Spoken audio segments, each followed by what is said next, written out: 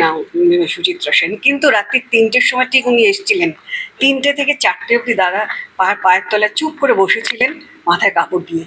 ৪টে বাজতে আবার আরো লোক ভিড় করতে আস্তে আস্তে উনি হেঁটে চলে গিয়েছিলেন। একবার যদি এসে আমাকে ডাকতো, মাটু কেমন আছিস, আমার ডাকনাম মাটু, মাটু বলেই বেশিরভাগ সবাই ডাকে। যে ইনি হচ্ছেন উত্তম কুমার। আমি ভাবলাম যে আমার দাদা, কোনো দরকার হলেও দাদাকে ফোন করেছি, বলেছি আমাদের কোনো কিছু খাবো বললেও দাদাকে ফোন করেছি। আমরা আজকে এখানে কিভাবে অভিনয় করতে হয় সেটা উনি শিখিয়ে দিয়ে গেছেন, যে কোয়েক্টারকে নিয়ে কিভাবে অভিনয় করতে হয়। আজকালকার আর্টিস্ট যারা আছেন, অবশ্য এটাও বলবো যে তারা কিছুই অভিনয় জানে না বলেই কোয়েক্টারকে নিয়ে অভিনয় করবে কি করে। উনি ঠিক জানতেন সাবুর সঙ্গে পাঠ করতে আমার ভয় করে, এরকম। তিনি কি চোখে হারিয়ে যেতেন, এরকম কিছু হতো? না না, সাবুদির সঙ্গে একটা সম্পর্ক তো ছিলই, সেটা কোনো ব্যাপার না। তারপরেও সাবুতে বলতো সাবু, সাবু আছে মানে আমাকে চলে আসে। যেরকম বলবো কি, প্রথম যেদিন দেখা হয়েছিল দাদার সাথে, সেই স্মৃতিটা তো ভীষণ মনে পড়ে। কি বলেছিলেন? আমাকে জিজ্ঞেস করছিল তোমার নাম কি, আমি নাম বলেছিলাম। তারপরে জিজ্ঞেস করছিল তুমি অভিনয় করেছো এর আগে, আমি না হ্যাঁ। তারপরে যে কথাগুলো বলছিল আর অতটা মনে নেই আমার, কারণ আজ থেকে অনেক বছর আগে তো। কিন্তু সেই কথাগুলো কথাগুলো না, সে এটা ব্যবহারটা এখনো মনে আছে। এখনো ভাবি যে সে মানুষটা যদি আর একবার ফিরে আসতো আমাদের কাছে, একবার যদি এসে আমাকে ডাকতো, মাটু কেমন আছিস, আমার ডাকনাম মাটু, মাটু বলেই বেশিরভাগ সবাই ডাকতো। ভীষণ ভালো ছিলেন, ওনার মতো মানুষ হয় না। একজন উনি বলতেন যে ভালো বড় শিল্পী হতে গেলে আগে মনটা বড় করতে হয়, তারপর ভালো বড় শিল্পী হয়। ঠিক ঠিক কথা বলতেন উনি, মানুষটা ঠিক সেই রকমই ছিলেন। ওনার মনটা এত বড় ছিল যে ভাবা যায় না। আমরা মনে হতো না, আমি কোনো সময় ভাবিনি যে ইনি হচ্ছেন উত্তম কুমার। আমি ভাবলাম যে আমার দাদা, কোনো দরকার হলেও দাদাকে ফোন করেছি, বলেছি আমাদের কোনো কিছু খাবো বললেও দাদাকে ফোন করেছি। আমরা আজকে এখানে এই খাবার করে পাঠিয়ে দিতে বলবো, বেরুদিকে বলেও খাবার দাদা, কোনো ব্যাপার। হ্যাঁ, তাই আমরা কোনো কিছু বলে দাদা বাড়ি চলে গেছি, আড্ডা মেরেছি। অবাক ব্যাপার ছিল আমাদের সব। বললাম তো, কোনো সময় ভাবতে দেননি যে উনি উত্তম কুমার আর আমরা ছোট ছোট কি। আর আমার তখন কিছুই না। কত বয়স? প্রথম দাদার সঙ্গে আলাপ যখন, তখন আমার 8 বছর বয়স। এখানে পিঞ্জরে ছোট বোন করছি, 8 বছর বয়স।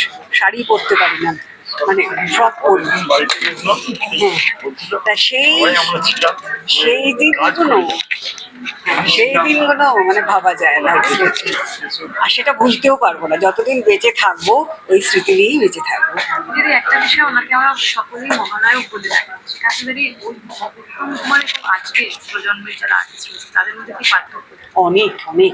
ওই মানুষটা ছিল, যাকে বলবো কি, যে কোয়েক্টারকে নিয়ে কিভাবে অভিনয় করতে হয় সেটা উনি শিখিয়ে দিয়ে গেছেন, যে কোয়েক্টারকে নিয়ে কিভাবে অভিনয় করতে হয়। আজকালকার আর্টিস্ট যারা আছেন, অবশ্য এটাও বলবো যে তারা কিছুই অভিনয় জানে না বলেই কোয়েক্টারকে নিয়ে অভিনয় করবে কি করে। উনি ঠিক জানতেন, এত সুন্দরভাবে কোয়েক্টারকে নিয়ে অভিনয় করতেন যে প্রত্যেকটা কোয়েক্টারের পার্টির লোকের ভালো লাগতো। কারণ উনি বলতেন যে একটা ফুলের সাজি, আমরা একটা সিন করতে গেলে 5টা আর্টিস্ট আমরা থাকি, আমরা হচ্ছে ফুলের সাজি। তা সেই ফুলের সাজিতে একটা ফুল বেতিয়ে গেলে পরে ভালো লাগবে না দেখতে, অর্থাৎ প্রত্যেককেই যেন ভালো লাগে দেখতে। অর্থাৎ সেইটা উনি করে নিতেন। এইটা একটা বিরাট গুণ ছিল ওনার ব্যবহারটা একটা বিশাল ব্যাপার ছিল। আর সবচেয়ে বড় যে ব্যাপারটা যেটা ছিল, এখনকার শিল্পীরা, তারা যদি 1টা টাকা কাউকে দেয়, তাহলে 100টা মিডিয়াকে দেখে, বিশেষত তোমরা এখন অনেক এসে গেছে, তখন হয়তো এত মিডিয়া ছিল না, কিন্তু ছিল। কিন্তু একটা লোকও জানতে পারতো না যে উনি কাকে। এটা ভীষণ হ্যাঁ, একটা আর্টিস্টের সঙ্গে একসঙ্গে অনেক কাজ করলে কি হয়, ভালো বন্ধুত্ব হয়ে যায়, একটা ভালো র্যাপও তৈরি হয়। ওনার সাথে সেই র্যাপোটা ছিল, খুব সুন্দর র্যাপো ছিল। যেদিন দাদা মারা গেলেন, উনি কোথাও বেরোতেন না, সুচিত্রা সেন, কিন্তু রাত্রি 3টের সময় ঠিক উনি এসেছিলেন। 3টে থেকে 4টে অব্দি দাদা পায়ের তলায় চুপ করে বসেছিলেন, মাথায় কাপড় দিয়ে।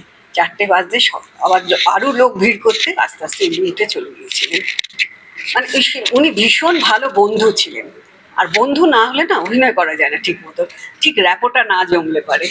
সাবিত্রী চট্টোপাধ্যায়, সাবুদি তো ভীষণ ভালো। সাবুদির সঙ্গে দাদা বলতেন, সাবুদি একজন এমন অভিনেত্রী যে দাদা বলতেন সাবুর সঙ্গে পাঠ করতে আমার ভয় করে, এরকম। তিনি কি চোখে হারিয়ে যেতেন এরকম কিছু হতো? না না, সাবুদির সঙ্গে একটা সম্পর্ক তো ছিলই, সেটা কোনো ব্যাপার না। তারপরেও সাবুতে বলতো সাবু, সাবু আছে মানে আমাকে একটুখানি ভেবে পাঠ করতে হবে, এইরকম ব্যাপার ছিল। আচ্ছা, এমন কোনো বিষয় রয়েছে যেটা সকলের জন্য এখনো অজানা উত্তম কুমারের? না না না, সেটা সেরকম কোনো ব্যাপার নেই কোনো বলে। কোনো ফ্লোরে